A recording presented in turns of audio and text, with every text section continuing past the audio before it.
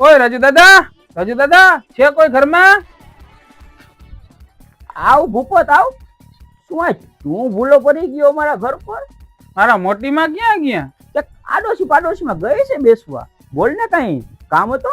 મારા મોટી માને સમજાવી લેજો, ગામમાં મારી જે ને ત્યાં વાતું ના કરે. આ તો તમારું ના કાઢવું આવે છે ને એટલે. આ નીચના પેટને કોઈ કહેવા વાળું નથી.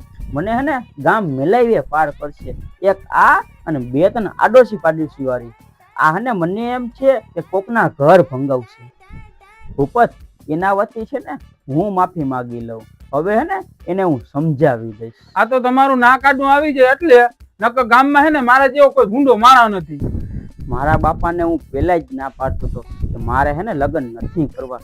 ખબર નહીં એવા ક્યાં ભવના ભોગવવા પડે છે ને મારે. એ મારી માં પગે લાગુ તને હું હાથ જોડીને, મને ક્યાંક છે ને ગામમાં હાલવા જેવો તમે રહેવા દો. ઓલો ભૂપત હમણાં જ આવ્યો તો ઘરે. મને કે ગામમાં ના કરવાની વાતું કરે છે. તારી વાહે થઈને મેં બે ગામ મેળવી દીધા છે. હવે બસ કરને તો સારું છે તારું. હા તો જવા દે, નીકળ ઘરમાંથી લબાચા ભાઈ. હાલ.